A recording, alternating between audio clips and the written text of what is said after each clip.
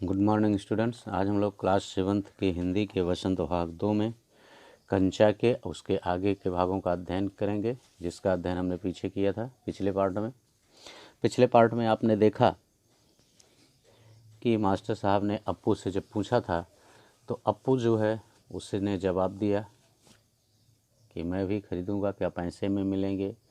और उसके बाद यही सब सोचते सोचते फीस जमा करने के लिए जाता है, फीस जमा नहीं करता, पिताजी द्वारा दिए हुए पैसे को लेकर के लौट आता है पुनः। और अंत में वह जब स्कूल से निकलता है तो दुकानदार के पास जाता है। दुकानदार कंचे का जार खोलता है। यहाँ तक हम पढ़ चुके हैं। आइए अब उसके आगे के भागों का अध्ययन हम इस पार्ट में करते हैं। लेकिन इसके पहले आपको बता दें, यदि इस चैनल को अभी तक आपने सब्सक्राइब नहीं किया है तो चैनल को सब्सक्राइब अवश्य कर लें, जिससे कि आपके सिलेबस से संबंधित पूरे वीडियो आपको यहाँ मिल जाएंगे, पार्ट बाई पार्ट और चैप्टर वाइज। बेल आइकन दबा दें, जिससे कि नया वीडियो अपलोड होते ही उसका नोटिफिकेशन आपके पास पहुंच जाए। तो आइए हम आगे के भागों का अध्ययन करते हैं। बढ़िया, फर्स्ट क्लास कंचे। तुम्हें कितने कंचे चाहिए? दुकानदार कहता है बहुत बढ़िया है और सब एक नंबर 1 के कंचे, फर्स्ट क्लास के कंचे हैं। तुम्हें कितने कंचे चाहिए? कितने कंचे चाहिए? कितने कंचे? कितने? उसने जेब में हाथ डाला। 1 रुपया और 50 पैसे हैं। यही सोचते सोचते नहीं, दुकानदार की इस बात को रिपीट करते हुए कितने कंचे चाहिए, कितने चाहिए, कितने, अप्पू ने अपनी जेब में हाथ डाला तो उसने पूरा जो फीस के लिए उसके पिताजी ने दिया था 1 रुपये 50 पैसे पूरा निकाला उसने और कहा ये 1 रुपये 50 पैसे हैं। उसने वह निकाल कर दिखाया। दुकानदार चौंका। इतने सारे पैसों के? पूरे पैसे देखकर दुकानदार चौंक गया और उसने कहा इतने सब भी पूरे के पूरे पैसों के कंचे चाहिए सबके? पहले कभी किसी लड़के ने इतनी बड़ी रकम से कंचे नहीं खरीदे।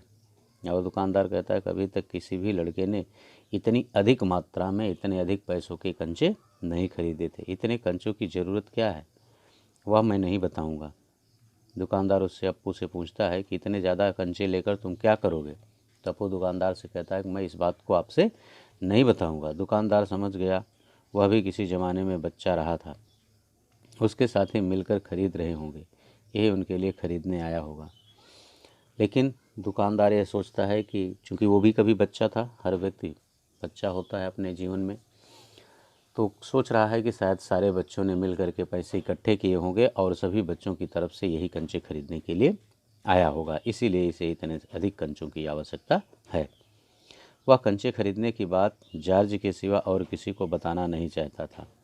और मैं कंचे खरीद रहा हूँ या ख़रीदा है मैंने, वह अप्पू जो है केवल जॉर्ज को ही बताना चाहता था और यह बात किसी को नहीं बताना चाहता था। दुकानदार ने पूछा क्या तुम्हें कंचे खेलना आता है?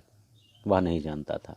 तो फिर दुकानदार ने अप्पू से पूछा कि क्या तुम कंचे खेलना जानते हो? तो उसने कहा नहीं। दुकानदार ने कहा तो फिर कैसे कैसे सवाल पूछ रहा है? उसका धीरज जवाब दे रहा था। अब अप्पू का जो धीरज था, यानी उसके अंदर जो प्रसन्नता थी, वह धीरे धीरे समाप्त हो रही थी, क्योंकि वो दुकानदार इस तरह के प्रश्न पूछ रहा था कि जिसका जवाब देना अप्पू के लिए कठिन हो रहा था। लेकिन उसने कंचे लेने के लिए हाथ फैलाया और कहा दे दो। दुकानदार हंस पड़ा, वह भी हंस पड़ा और दुकानदार इस बात से अप्पू के हंसने लगा और दुकानदार के हंसने पर अप्पू भी हंसने लगा। कागज़ की पोटली छाती से चिपटाए वह नीम के पेड़ों की छाँव में चलने लगा और जिसमें कंचे रखे थे उस कागज़ की पोटली को उसने अपने हृदय से लगाकर वह छाँव छाँव में आगे बढ़ने लगा। कंचे अब उसकी हथेली में हैं, जब चाहे बाहर निकाल ले। उसने पोटली हिलाकर देखा और अब कंचे पूरे उसके अधिकार में थे। वह जब चाहे जिस कंचे को चाहे आसानी से निकाल सकता था। उसने पोटली हिला करके देख भी लिया। कंचा वह हंस रहा था। अप्पू इतना खुश था कंचे को देखकर, वह हंसने लगा। उसका जी चाहता था काश पूरा जार उसे मिल जाता। जार मिलता तो उसके छूने से ही कंचे को छूने का एहसास होता, और यदि वह जार कंचे का पूरा जार अप्पू को अगर मिल जाता तो अप्पू को जब उस जार को छूता तभी उसे कंचे के छूने का एहसास होता। एकाएक उसे शक हुआ क्या सब कंचों में लकीर होगी? और चूँकि ठीक ना, धारी वाले कंचे, सफ़ेद गोल कंचे, आंवले जैसे, बार बार वाक्य पीछे आया है, तो वही उसे अचानक यह बात याद आई कि क्या सभी कंचों में लकीर होगी। उसने पोटली खोलकर देखने का निश्चय किया और इस बात का निश्चय किया कि लाइए मैं इसे देखकर अनुमान लगाता हूँ, अंदाज देखता हूँ कि सभी में लकीरें हैं। उसने अपना बस्ता नीचे रख दिया और धीरे से पोटली खोलने लगा। पोटली खुली और सारे कंचे बिखर गए, और जैसे ही उसने अपनी पोटली खोली वो सारे कंचे सड़क पर बिखर जाते हैं। वह सड़क के बीचों बीच पहुँच रहे हैं, और कंचे चूँकि गोल होते हैं उनमें लुढ़कने की स्थिति होती है, लुढ़कने की के गुण होते हैं, इसलिए कंचे लुढ़कते हुए सड़क के बीचों बीच भी पहुंच रहे थे। क्षण भर सकपकाने के बाद वह उन्हें चुनने लगा। चुनने माने बीनने लगा, एक एक करके उठाने लगा।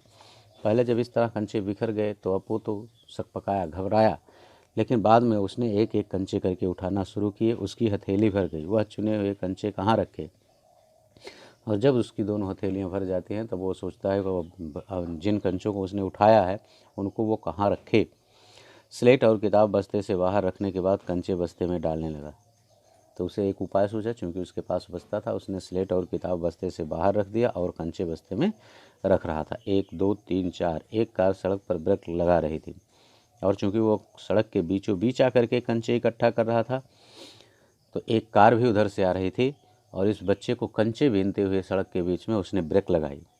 वह उस वक्त भी कंचे चुनने में मग्न था, लेकिन उसका ध्यान, अप्पू का ध्यान उस कार की तरफ नहीं था बल्कि कंचों के ही तरफ था। अभी वह उन कंचों को बीनने में एकदम निमग्न था। ड्राइवर को इतना गुस्सा आया कि वह उस लड़के को कच्चा खा जाने की इच्छा हुई, और अप्पू को इस तरह बीच सड़क पर कंचे बीनते हुए देखकर ड्राइवर तो बहुत गुस्सा आया, अप्पू के ऊपर बहुत गुस्सा आया उसे।